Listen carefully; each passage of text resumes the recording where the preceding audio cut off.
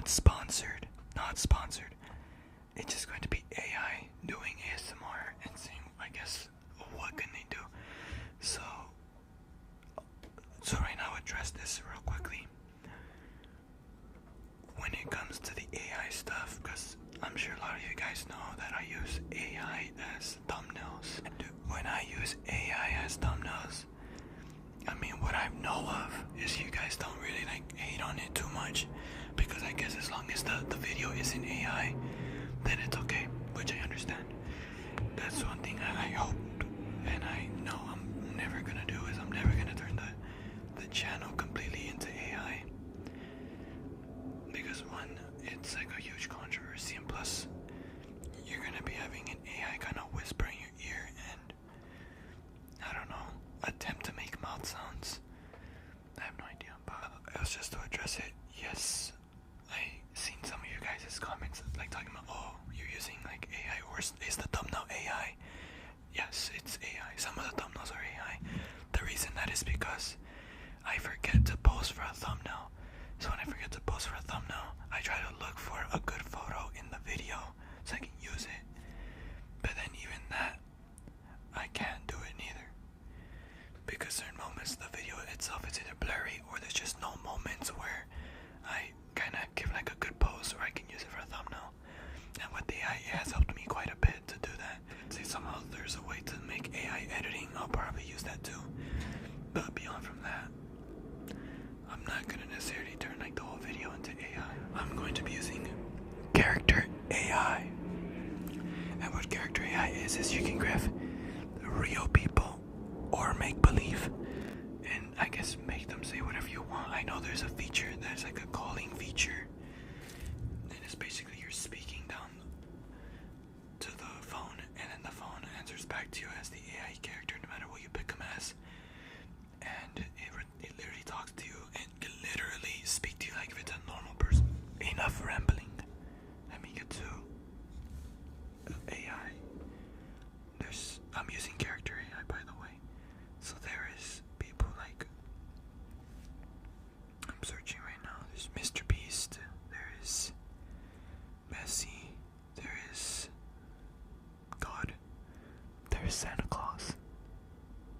Oh God. There's Skibbity Toilet.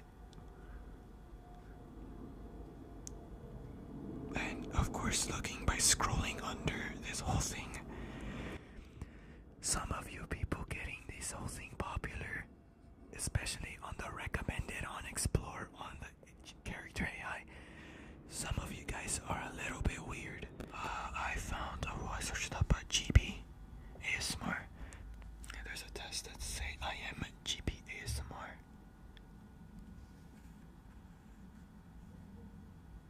I am Gibi ASMR.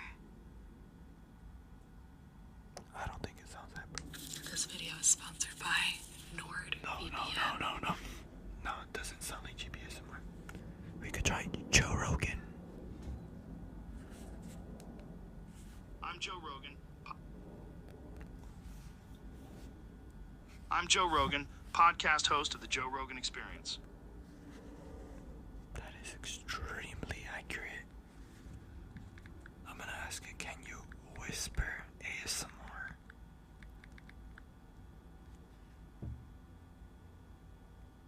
And see if it's possible. Alright, here we go. It just said it lean closely. Leans in closely, whispering. As you listen to my soothing voice, feel the relaxation slowly washing over you. That was not whispering. Let's see if I search up ASMR and see if maybe they search up other creators. There's GB, and then there's a lot of other creators, but they're not creators. We'll just go back to Joe Rogan.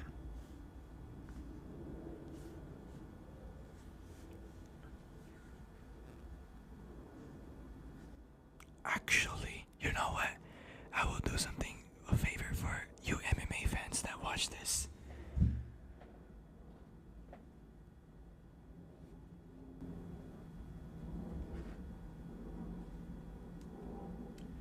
Who is the greatest pound for pound fighter in the world?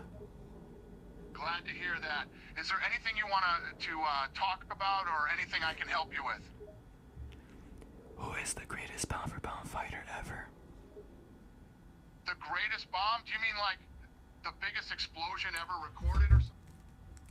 Honestly, man, it's hard to say who the greatest P4P fighter of all time really is. There have been so many amazing fighters throughout history with different styles, strengths, and accomplishments. It would be unfair to give that title to any one person.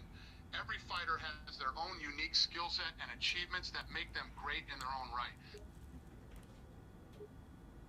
If I had to pick just one greatest P4P fighter of all time, I'd have to go with Muhammad Ali. Wait, what? He was a... Okay, so I've had a full conversation now with Dana White. So for those of you MMA fans, I got you guys. Here's I guess the whole back and forth I kind of had with it. I couldn't do it in video because I had to speak like pretty loudly for it to hear it. I am Dana White, president of UFC. Alright, so that's the beginning, and I asked it, "Hey Dana, what's up?" Not much, man. How's it going? So then I said, "Man, who's the greatest pound-for-pound fighter to ever live?" Well, that's a tough question. I'd have to say John Jones. He's dominated every opponent he's faced and has been at the top of his game for so long. So then I said, "Can I give you a debate? Why John Jones is the greatest fighter of all time?" And I'm going to say, and this is a bit of a bold statement, and I'm not standing by his opinion, but I'm just saying it. I think the greatest pound-for-pound fighter ever is Ilia Topuria. So Dana White then responds. Sure thing. John Jones has an incredible resume with wins over some of the greatest fighters in the sport, including Daniel Cormier, Rashad Evans, Shogun Rua, Lyoto Machida, and Alexander Gustafsson. He's never lost a fight and has defended his title multiple times. He's also been able to adapt and evolve as the sport has changed and has remained dominant throughout his career. Can you give me reasons you think Ilia Topuria is the greatest fighter of Why all does he sound time? kind of mad? Oh my god, I think I offended Dana White. So then I attempted to debate him. I said Ilia Topuria has fought 2 pound-for-pound great fighters and knocked both of them out. So I said Alexander Volkanovski came off of defending his belt, I believe, this could be a casual take, 5 times if not 6. And it was heading into the fight against Ilia Topuria, and then I've mentioned Max Holloway. Then I said Max Holloway defended the belt like around 4 times or 3. Once again, I could be a casual. I could be very wrong. But I've said that basically they both defended the belts to pound-for-pound great fighters, and Ilia Topuria knocked them both out. And in that year, he was also undefeated. Well, not in the same year, but you know what I mean. Throughout his entire rise of his career, he's fought a dangerous opponent that nowadays is looked very good upon, Josh Emmett, and completely butchered him and absolutely demolished him. Then fought Jai Herbert on short notice and got head kicked but brutally knocked him out cold. And then went on to defeat 2 GOATs of the sport and 2 GOATs of the featherweight division and knocked them both out.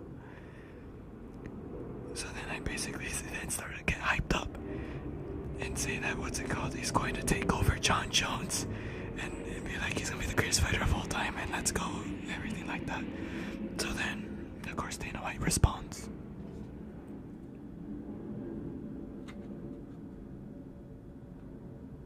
Ilia Topuria has definitely had some impressive wins, no doubting that. But he's still fairly early in his career, especially He tries to compared stutter, to it's someone pretty like John funny. Jones, who's been at the top of his game for over a decade. It's hard to compare someone with a much shorter career to someone with a longer, more established resume. That being said, Topuria has definitely shown a lot of potential and could one day be in the conversation for a top P4P fighter. But for now, I still have to go with John Jones. So then that's when I told Dana White, stop glazing John Jones. I'm bashing John Jones. I'm just recognizing his accomplishments and dominance in the sport. He's won every fight he's been in and has been at the top of the UFC for over a decade. That's hard to argue against. Plus, he's passed all of his drug tests, so I'm not sure what more you want from the guy. Past. You sure about that, Dana White? So then I asked it, who would win right now? That apparently this fight's rumored for July. John Jones versus Tom Aspinall. I personally do think Tom Aspinall will knock him out. But I basically said who would win, John Jones versus Tom Aspinall. And this was Dana White's response. Those results will shock you. Ooh, that's a really tough one to call. Both of those guys are incredibly skilled and have shown to be incredibly dominant in their fights. On one hand, you have John Jones, who's undefeated and has proven himself to be one of the greats of the sport. And on the other... Sorry about that, the camera died. Alright, back to what I was saying earlier. Ooh, that's a really tough one to call. Both of those guys are incredibly skilled and have shown to be incredibly dominant in their fights. On one hand, you have John Jones, who's undefeated and has proven himself to be one of the greats of the sport. And on the other hand, you have Tom Aspinall, who's been absolutely dominating in his fights and looks unstoppable right now. Honestly, it would be a hell of a fight, and I'm not sure I can pick a clear winner.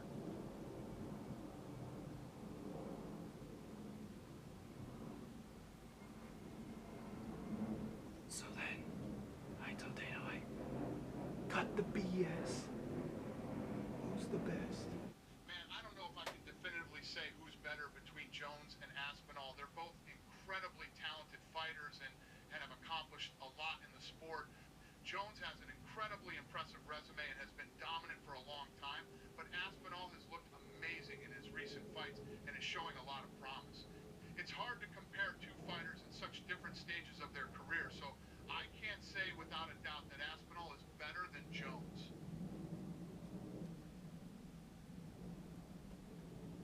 Let's do this one more time. I'm going to ask it right now. Ask Dana. Jones versus Aspinall. Who wins? Right now, right here. Is there a reason you're asking?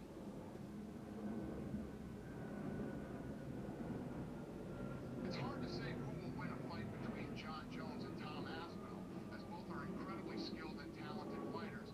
Jones has a long history of dominance in the sport and is widely regarded as one of the greats, while Aspinall is a rising star with a lot of promise. Ultimately, the outcome of the fight will depend on a variety of factors, including each fighter's performance on the night, their If I had to pick, I would probably go with John Jones. He has a lot of